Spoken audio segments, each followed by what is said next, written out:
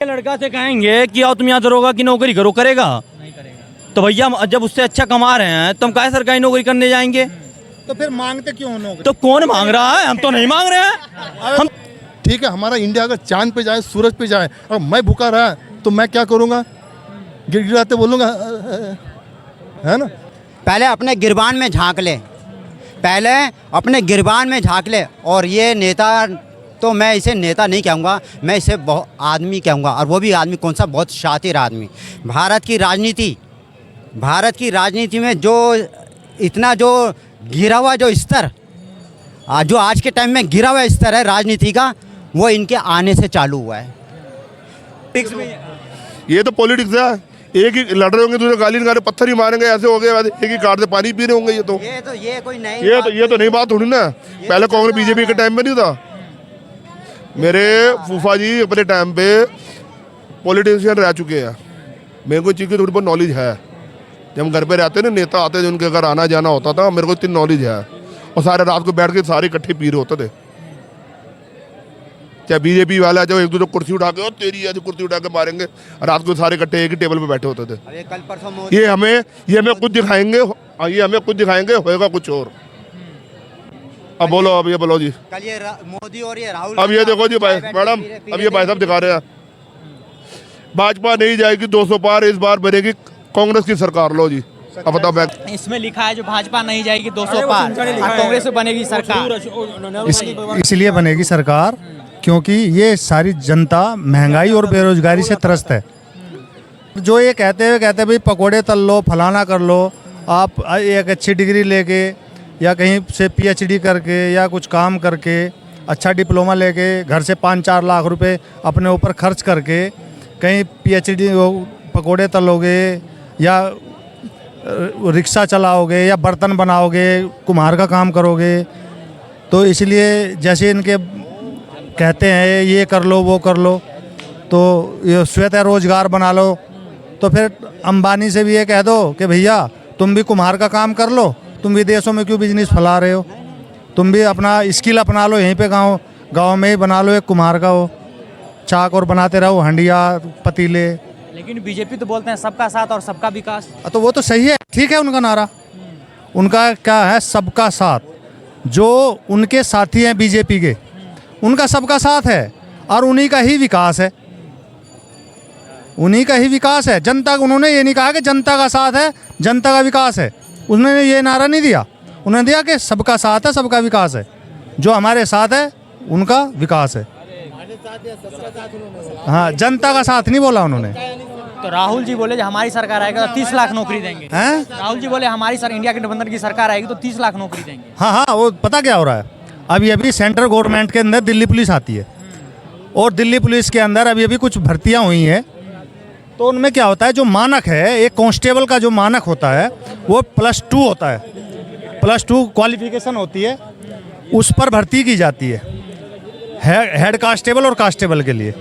और जो SI वगैरह लिया जाता है वो ग्रेजुएट उसमें लिया जाता है। तो कांस्टेबल के लिए अभी आपने उसमें देखा, इन्होंने बताया था कि पोस्ट ग्रेजुएट और इंजीनियर उस कांस्टेबल की भर्ती में भर्ती हुए हैं, जो कि एक इससे दुर्भाग्यपूर्ण और क्या होगा।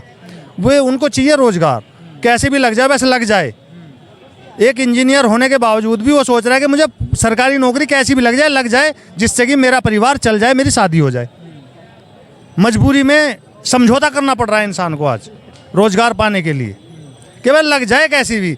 लोग झाड़ू, अभी MCD में कुछ दिनों पहले भर्ती हुई थी, उसमें भी ऐसे ही बेहाल थे, पढ़े लिखे इतने थे, झाड़ू मारने को तैयार है कि बस सरकारी हो जाओ बस किसी तरह। ये बेरोजगार है और क्या चाहिए? नौकरी तुरंत छोड़ देगा जैसी भी होगी। के लड़का से कहेंगे कि आओ तुम यहाँ दरोगा की नौकरी करो, करेगा नहीं करेगा। तो भैया जब उससे अच्छा कमा रहे हैं तो हम काहे सरकारी नौकरी करने जाएंगे? तो फिर मांगते क्यों नौकरी? तो कौन मांग रहा है? हम तो नहीं मांग रहे हैं। हम तो खुशी हैं, काम नहीं, हम अच्छा कमा रहे हैं, अपना खर्चा खुद चला रहे हैं भाई साहब। तो राहुल जी बोले हैं जो इंडिया गठबंधन की सरकार आएगी तो 30 लाख नौकरी। भैया हमें नहीं चाहिए, उनके झूठे वादे ही रह जाएंगे, वो आएंगे ही नहीं। वो आएंगे नहीं, कोई दूर को तो इतना पैसा कैसे कमा लेते? इन्होंने बोलते हैं उनकी सरकारी नहीं ओ भैया इतना पैसा, अब इनको यार पूरा स्किल बता दें। एक काम करो, 1 घंटा हमारे पास समय दो, 1 घंटा हमारे पास समय दो। दलाली करते हो? हाँ, दलाली नहीं करते, मेरा दुकान है, मेरा खुद का दुकान है। दुकान है? हाँ, अच्छा एक काम बताओ, 25,000 रुपये मैंने इस भाई से लिए और 1.75% से इंटरेस्ट 2 महीने का कितना हुआ बताना। अरे अरे दुकानदार ये अच्छा पढ़ा लिखा बता रहा है, इसे क्या पता ये एक चीज आप बताइए, अब तुम ही बता दो, तुम हाँ। कितने पढ़े लिखे हो? अरे आप? मैं तो भाई अनपढ़ हूँ, हाँ? अनपढ़ हूँ। तब अनपढ़ वाली बातें काहे दूसरे से पूछ रहे हो? जाओ अपना खुद पढ़ो तुम।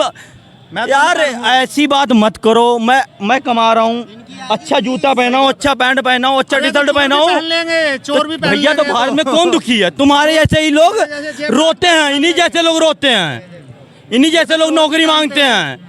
पढ़ाई भी नहीं किया है, सरकारी नौकरी चाहिए। ये समझाओ कोट पैंट पहनने लेकिन वाले आप भी ये चोर होते हैं। बताइए, इंडिया गठबंधन के बार रैली हो रहा है, सब कुछ हो रहा है, लेकिन अभी तक उनका चेहरा क्लियर नहीं है जो प्रधानमंत्री कौन बनेगा। अरे बन जाएगा, अभी जल्दी क्या है अभी तक भाई, चेहरा सब क्लियर नहीं है ना जो प्रधानमंत्री हो कौन जाएगा, बनेगा। क्लियर हो जाएगा चेहरा भी।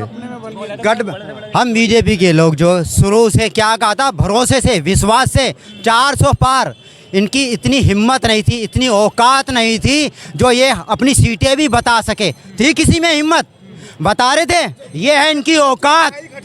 और रही बात, इन्होंने ईवीएम को लेके भी बहुत सवाल उठाए थे, ईवीएम को लेके भी बहुत सवाल उठाए थे, बहुत रोए थे, बहुत आंसू बहाए थे।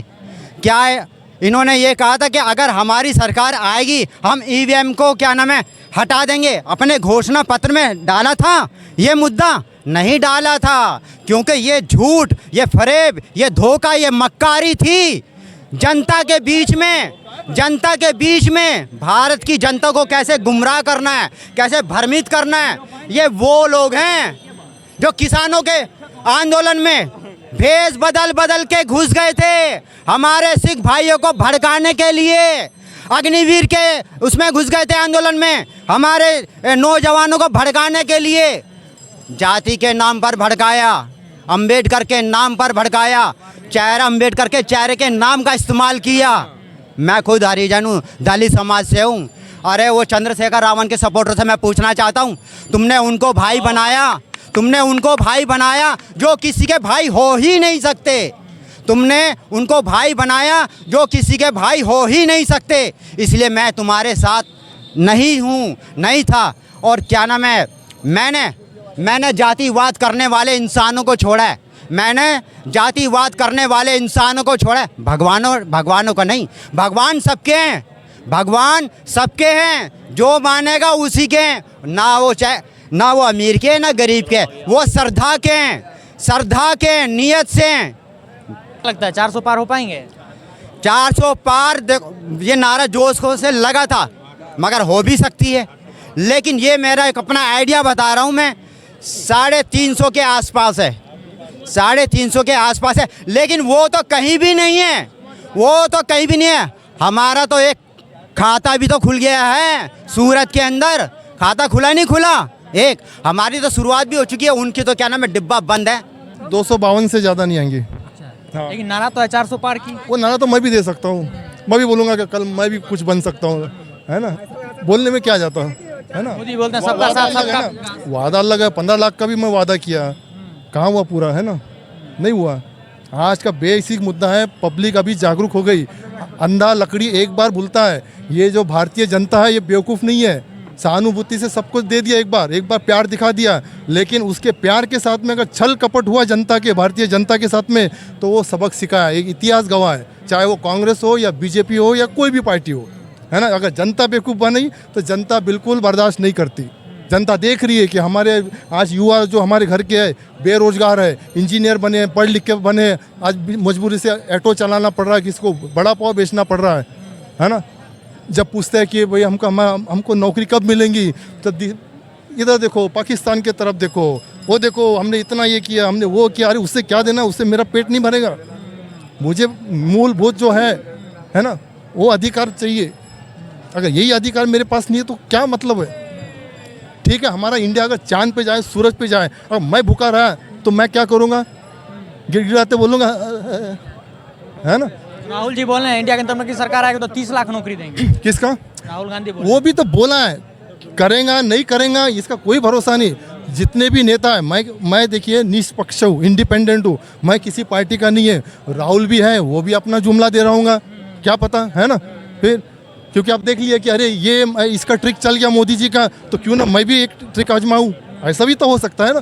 तो मेन बात है कि जो भी सरकार आए या रिपीट करे या नई सरकार आए, उन्होंने, मेरा एक ही है उनसे रिक्वेस्ट कि आप बेरोजगारी मिटाइए, गरीबी मिटाइए, हमको फ्री में अनाज मत दीजिए, हमको नौकरी दीजिए कि हम आपके राशन की दुकान में हम लाइन लगा के नहीं रहेंगे, हम पैसे लेके जाएंगे दुकान में, ला भाई ये राशन का लिस्ट है ना।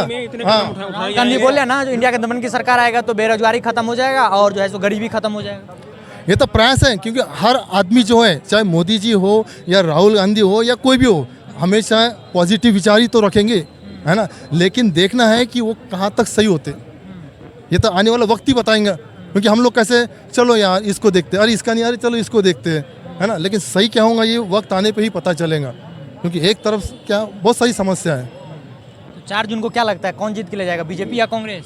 नहीं, इस टाइम में जो है पुरानी रिपीट नहीं होंगे, क्योंकि क्या मैं जो अंदर से अध्ययन किया हूँ तो वहाँ पे थोड़ा सा खींचतान भी चल रहा है। एक तो क्या एज फैक्टर है 75, मोदी जी ने खुद बोला था अडवाणी जी के टाइम में कि 75 के बाद रिटायरमेंट होना चाहिए। अब वो संघ की बात आती है कि यदि अगर बीजेपी आती है तो मोदी जी को रिपीट नहीं करेंगे, भले बीजेपी का दूसरा चेहरा खड़ा करेंगे। तो मोदी जी का तभी तो 1 साल बाकी है ना। कौन सा? हाँ था, लेकिन वो फिर अब बीच में उनको रिटायर नहीं कर सकते ना, तो वो भी बात है, तो वो संघ के ऊपर डिपेंड करेगा, तो इसलिए अभी कुछ भी कहा नहीं जा सकता।